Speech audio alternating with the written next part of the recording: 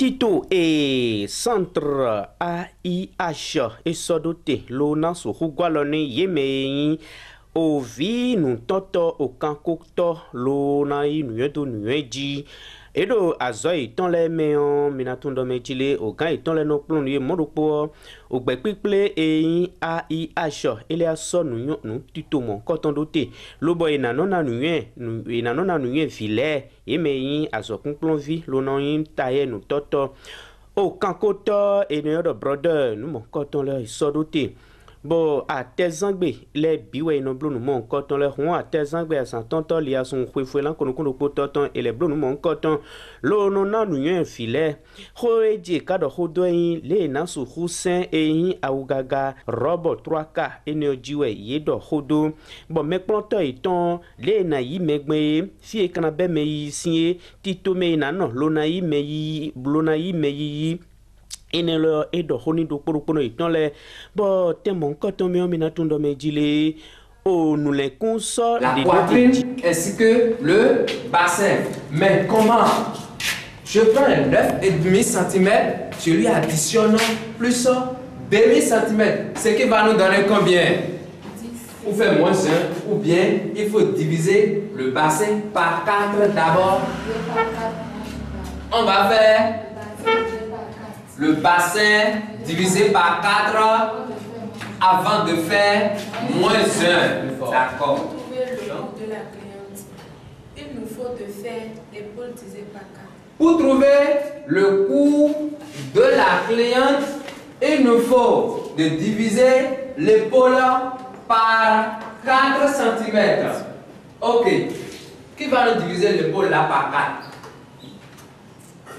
Qui va nous diviser l'épaule par 4? Onu lile tame o tame gbigba tawe lobo yeme inu toto le yino gba tame pon homina tundo mejile nu le to reze le we inu toto me mon koton le ina sokeni ye bon mais dans ce point nous plomb meto oui du homele le formateur principal du centre AIH à Ourenou Gaston. Aujourd'hui, on a entamé coupe-couture, robe, 3/4. C'est un module qui est tellement intéressant. Voilà, on a appris aux apprentis comment prendre des mesures compte tenu de cette robe. Et dans les résumés, nous avons aussi les détails à voir, la longueur plus 3, l'épaule divisée par 4 pour trouver le cou, la poitrine divisée par 4, le sous-sein divisé par 4, la ceinture sur 4 ainsi que le bassin. Alors, j'exhorte à tout le monde de mieux vouloir suivre la formation pour l'évolution des apprentis. Je m'appelle Aïdeguer Rafiatou. Je suis formatrice au centre de formation AIH. Nous sommes là pour former les jeunes déscolarisés. Et ce matin, on a eu à entamer le module la robe 3/4. On leur a appris comment il faut prendre les mesures. Comment il faut couper. J'exhorte les parents à envoyer leurs enfants, les enfants qui ne vont plus à l'école, de les envoyer au centre de formation AIH. Wenwena timendo poropote o gadidi fide kana bendi sin lo je fide etimeni ye mi adose po vile bo ye do honimi khwacho me kana dose po ye ji rani mi bo han yin han beno ji do fine yo ye ji eyin khogbe ton slogan e kala na mi o slogan mon coton bo mi insi se to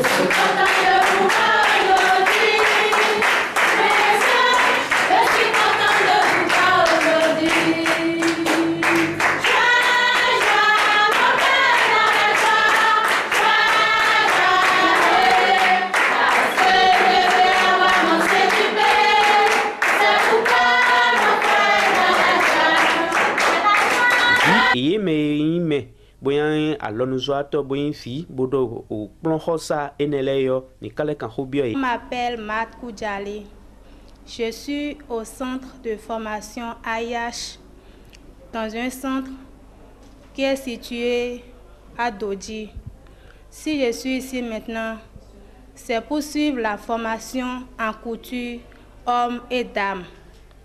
Ce jour, notre formateur a entamé avec nous une formation sur laquelle on a parlé de coupe-couture.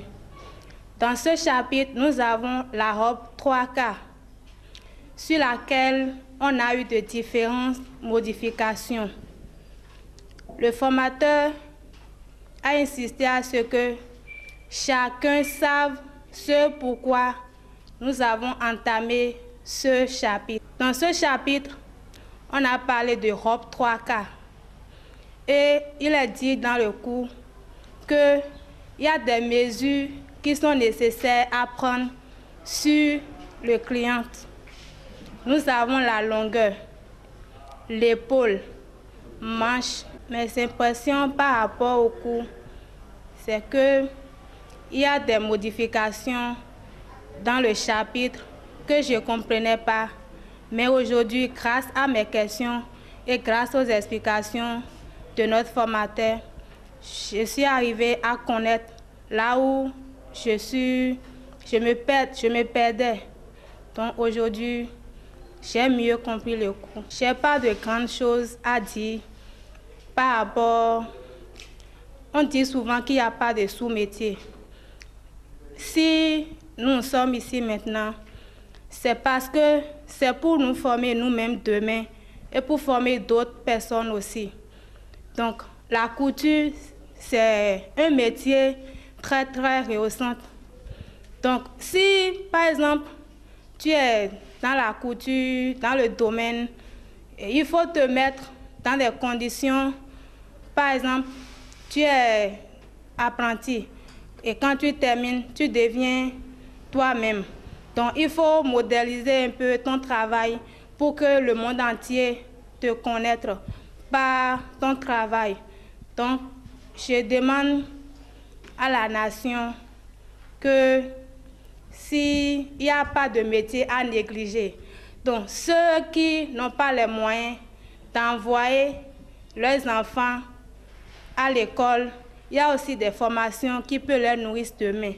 Donc, moi, j'ai choisi la couture parce que c'est un métier qui me plaisait tellement quand j'étais sur les bancs.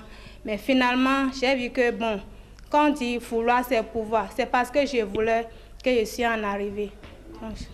Mais si on dit que Eindo dandame vi eme azovile kedewe inakplon noa titume ogbekpekple ai ashton yo titume dagbedewe lube sodo teni o kanle disu boye dele o Eindo vile jete trulo kanlewe no je ofine lobona suhui nuyendo nuyenjido nuyendo dogbo a sueno suvo ekonokplon nuyen foa Enewe zombo nueji yeme gan loa yi nuyedo nuyejido finedo atezangbe lia son kwefulan konukundo pototongbe ewe ndo mejile le na su husen au no yero corsage le na su husen gbe yo otito me na su hu mode mele nino me na su hu no lobo na su hu yi jile mon koton le yo e na e plondo onu mon koton jibo yeme gan lobo afinele yi nuye mon koton fitewe kanabesin nous titons au tamelin dessous et dans les tamels pont dessous. Na mon corps, ni ya mon dos, na ses épaules,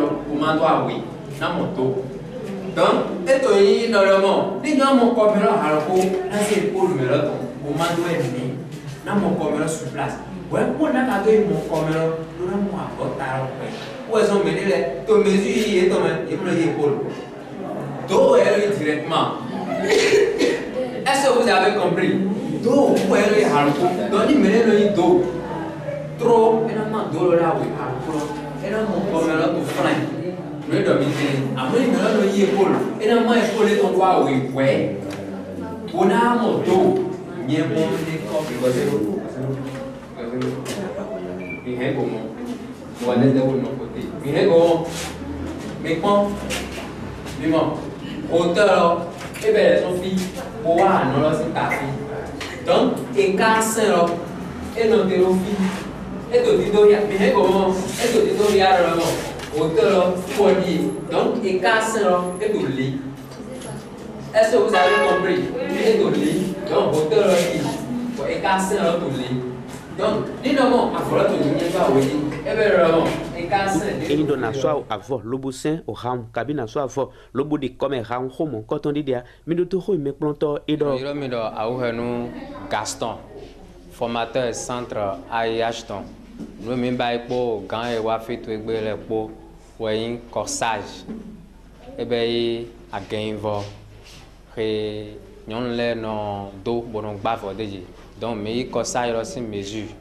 Boana mon diamètre, des noms calcul les gondos propos, ou podo singan, d'ordement et millions tracés, brando sang, bon, mi schéma étant, et yo vono yoro module, mindo batole po, d'ordement yeni tempon, pour ces bordeaux, association là, et ndodo nous koy, na azon étant le sonido sien. When me planto kado homo koto yo homerungi yeme kamboa fineleton. Boy hope lobo dondo kan bonami o hangbe aya jijawe yeton desu do gbe piple e centre ayasho mi atono jire gbe piple mon koton e do nukon yi bani yeme lobo yin nu tonto lo no wa gbe finele e do nukon yi ni yewe formation alors il n'a aucun nous dit puisque formateur maintenant il a bougé son petit mais des formations il faut et même moi million ba formation bonnoté toi mais des team là comprendre. Il y a une formation là, mais il y a lundi.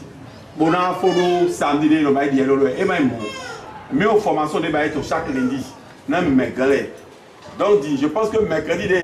Tofa Apollinaire. Projet H, projet d'abord, il y a des Zewa, et autres Kanho. Donc, le connaît, mais le propos, le moment où donc, il y a une formation. Madame Marouya Latifatou. Je suis couturière de formation. Je me suis intégrée dans l'association parce que j'en ai entendu parler de l'association par plusieurs personnes. Sinon, de moi-même, je ne me suis jamais intéressée aux associations.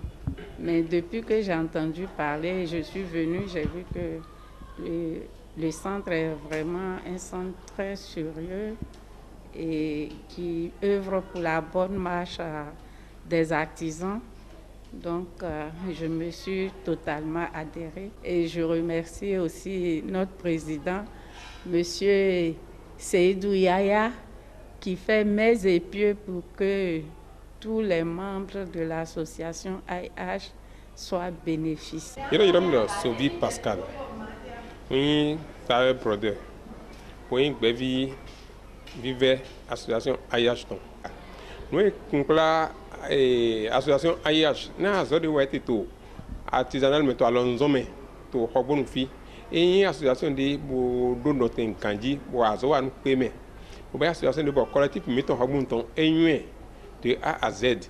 Association support hobonu enwe.